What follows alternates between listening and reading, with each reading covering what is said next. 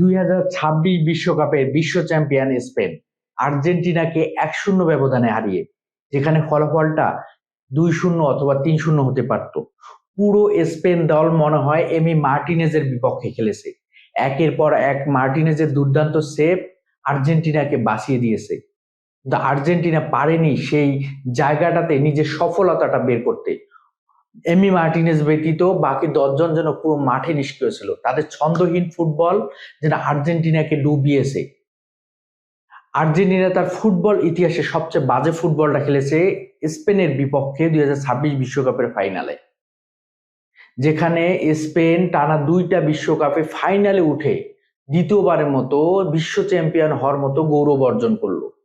2010 সালে তারা নেদারল্যান্ডসকে হারিয়েছে। সেখানে যদি আমরা দেখি 90 মিনিট পর্যন্ত যখন গোলশূন্য ব্যবধানে 0 ছিল, তারপরে অতিরিক্ত সময় আন্দ্রে ইনিয়েস্তার গোলে বিশ্ব চ্যাম্পিয়ন হওয়ার মতো প্রথমবার মতো স্বাদ গ্রহণ করে স্পেন। তারপরে 2026-এ আবারও তারা বিশ্বকাপের ফাইনালের মঞ্চে। প্রতিপক্ষ আর্জেন্টিনা, সাবেক বিশ্ব চ্যাম্পিয়ন, লিওনেল মেসির বিপক্ষে খেলতে হবে, কিন্তু সেই যে রিদমটা, সেই স্নায়ু চাপটাকে ধরে রেখে যেভাবে ম্যাচে কামব্যাক করা যায়, যেখানে একের পর এক কৌশল খাটিয়ে পর্তুগাল, ফ্রান্স, বেলজিয়ামকে আটকে দিয়েছিল, যেখানে শক্তিশালী ডিফেন্স, শক্তিশালী মিডফিল্ডের কাছে পরাস্ত হয়েছিল ফ্রান্স, বেলজিয়াম, পর্তুগালরা, সেখানেই যেন পরাস্ত হলো আর্জেন্টিনা, লিওনেল মেসিরা। সেখানেও ফ্রান তোরেসের অতিরিক্ত সময় দুর্দান্ত একটা গোলে বিশ্ব চ্যাম্পিয়ন হওয়ার স্বাদ গ্রহণ করলো দ্বিতীয়বারের মতো স্পেনরা।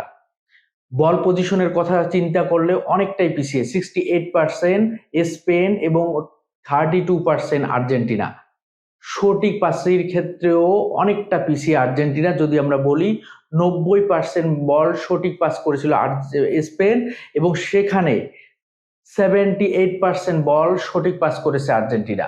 পাসিং এর ক্ষেত্রেও যেন অনেকটা আকাশ পাতাল পার্থক্য। সবকিছু মিলিয়ে আর্জেন্টিনার এরকম বাজে ছন্দহীন ফুটবল আর্জেন্টিনা ফ্যানরা কখনো দেখেছে বলে মনে হয় না। যদি আমরা দেখি লুইস দে লা ফুয়েন্তের অধীনে টানা 37টা ম্যাচ অপরাজিত স্পেন, সেখানে 2024 সালে ইউরো চ্যাম্পিয়ন হওয়া, সেখানে 2026-এ বিশ্ব চ্যাম্পিয়ন হওয়া, যোগ্য দল হিসেবে বিশ্ব চ্যাম্পিয়ন হলো স্পেন। লামিন ইয়ামাল, রদ্রি এবং ফোরান তোরেসের পুরো দলের মধ্যে যে বন্ডিংটা ছিল, পুরো দলের যে পারফরমেন্সটা ছিল, সেটা অনেক দুর্দান্ত ছিল বলেই তারা দুর্দান্ত একটা রেজাল্ট বের করে নিয়ে আসতে পেরেছে। কিন্তু অপরদিকে আর্জেন্টিনা পারেনি তাদের বন্ডিংটাকে ঠিক করতে, তারা প্রতিপক্ষকে চাপে ফেলতে। পুরো 90 মিনিটে যে দলটা গোল পোস্টে একটি শট দিতে পারে না, সেই দলটা কতটা বাজে ফুটবল খেলেছে সেটা কিন্তু দেখলেই বোঝা যায়। সেটা ম্যাচের পরিসংখ্যানে কথা বলে।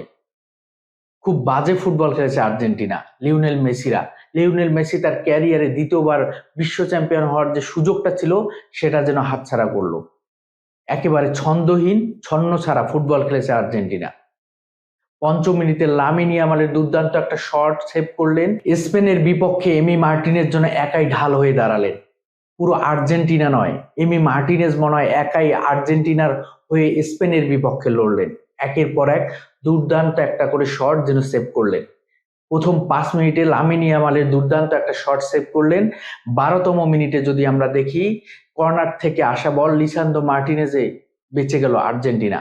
তারপর লামিন ইয়ামালের ফ্রি কিক, দুর্দান্ত কর্নার থেকে একটা হেড দুর্দান্ত ভাবে সেভ করলেন এমি মার্টিনেজ। এরকম একাধিক শট সেভ করলেন এমি মার্টিনেজ। আর্জেন্টিনা বাঁচলো। রাইভালদের হয়তো আজকে অনেক মহা উৎসবের দিন, অনেক উল্লাসের দিন, কিন্তু রাইভালরা কি সত্যি তারা যে উল্লাসটা করতেছে, সেটা সত্যি কি তারা তাদের দলটাকে এই জায়গায় নিয়ে আসতে পেরেছে? পারেনি। রাইভালদের কি আজকে আনন্দটা কিন্তু স্প্যানিশদের করা দরকার, স্পেন ফ্যানদের করা দরকার, রাইভালদের না। কারণ রাইভালরা পারেনি তাদের দলটা কিন্তু ফাইনাল পর্যন্ত আসতে, তাদের যোগ্যতা ছিল না। আর্জেন্টিনার যোগ্যতা বলে এসেছে, কিন্তু আর্জেন্টিনা ফাইনালে এসে তাদের বেস্ট পারফরমেন্সটা দিতে পারেনি। সবচেয়ে বাজে পারফরমেন্সটা দিয়েছে বলেই তারা স্পেনের কাছে হেরে গিয়ে তারা রানার্স আপ হয়েছে।